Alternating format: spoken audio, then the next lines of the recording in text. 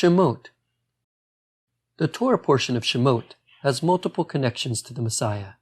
The redemption of the people of Israel from Egypt points towards the final redemption. The repetition of the names of the tribes in the end of Genesis and in the beginning of Exodus point towards the first redemption from Egypt, and the second and final redemption. Even Yosef's death points towards the Messiah. The rabbis teach that the redemption from Egypt alludes to the final redemption. Jeremiah 23 verse 5 through 8 talks about this exact concept. Behold, the days come, saith the Lord, that I will raise unto David a righteous shoot, and he shall reign as king and prosper, and shall execute justice and righteousness in the land. In his days Yehudah shall be saved, and Israel shall dwell safely. And this is his name whereby he shall be called. The Lord is our righteousness. Therefore, behold, the days come, saith the Lord, that they shall no more say, As the Lord liveth, that brought up the children of Israel out of the land of Egypt. But, As the Lord liveth, that brought up and that led the seed of the house of Israel out of the north country, and from all the countries whither I had driven them, and they shall dwell in their own land. This prophecy and others like it predict that the end times and the coming of Messiah will mirror the events of the redemption from Egypt. In this prophecy, God will raise up a righteous shoot from David, and he will be King Messiah. This Messiah will bring forth the children of Israel out from all the countries, just as Moshe brought the children of Israel out from Egypt. The book of Exodus begins with the list of Yaakov's sons, who came down with him to Egypt. The list is a repeat from the end of Genesis. What's the reason for this repeat? To point towards two different redemptions. The first from the exile in Egypt, which caused the creation of the nation of Israel, and the second from the exile throughout the nations, which will cause the creation of the everlasting kingdom of David. The Midrash relates that the Torah lists each name because each one points towards the redemption. The Hebrew spelling of Reuven contains the Hebrew word for saw, which relates to Exodus 3 verse 7. And the Lord said, I have surely seen the affliction of my people that are in Egypt, and have heard their cry by reason of their taskmasters, for I know their pains. The Hebrew spelling of Simeon contains the word heard, as it says in Exodus 2 verse 24.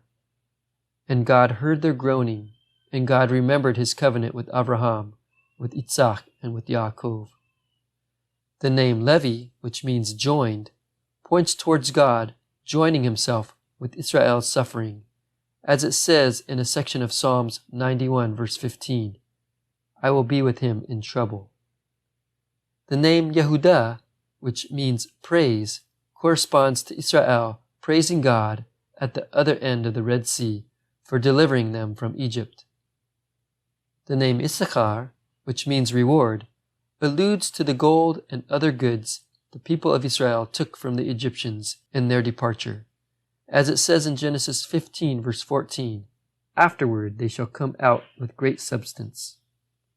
The name Zebulun, which means dwelling place, alludes to the Shekinah in the midst of the people, as it says in Exodus 25 verse 8, and let them make me a sanctuary that I may dwell among them. The name Benjamin, which means son of the right hand, points towards the deliverance at the Red Sea. As the people of Israel said right after being delivered in Exodus 15 verse 6, Thy right hand, O Lord, glorious in power. Thy right hand, O Lord, dasheth in pieces the enemy. The name Dan, which means judgment, refers to God's judgment of Egypt. As it says in a section of Genesis 15 verse 14, That nation whom they shall serve will I judge.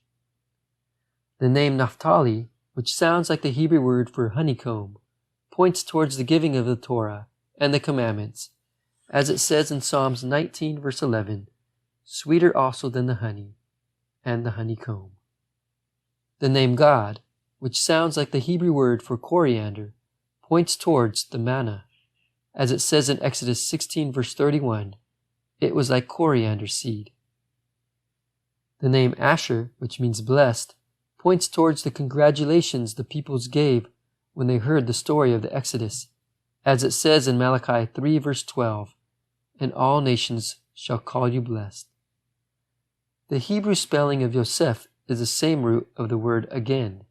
It points towards the second redemption, where God will again save his people from their oppressors, as it says in Isaiah 11 verse 11, "And it shall come to pass in that day that the Lord will set his hand again the second time to recover the remnant of his people." Before Yosef died, he gathered his brothers around him, and he gave them a prophecy, as it says in Genesis 50, verses 24 and 25. "And Yosef said unto his brethren, I die, but God will surely remember you, and bring you up from out of this land unto the land which he swore to Avraham, to Isaac, and to Yaakov. And Yosef took an oath of the children of Israel, saying, God will surely remember you, and ye shall carry up my bones from hence." This prophecy came with a request that his bones not be left in Egypt.